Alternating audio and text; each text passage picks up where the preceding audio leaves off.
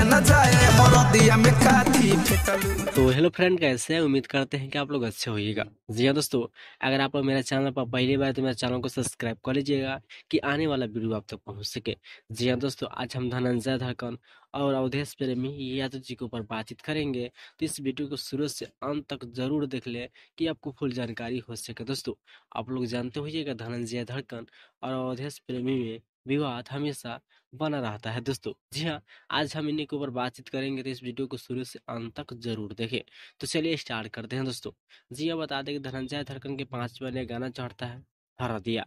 जी हाँ, हरदिया गाना चढ़ता है, जिस सॉन्ग का नाम है, जी हाँ, 12 लाख व्यू है 5 महीने में।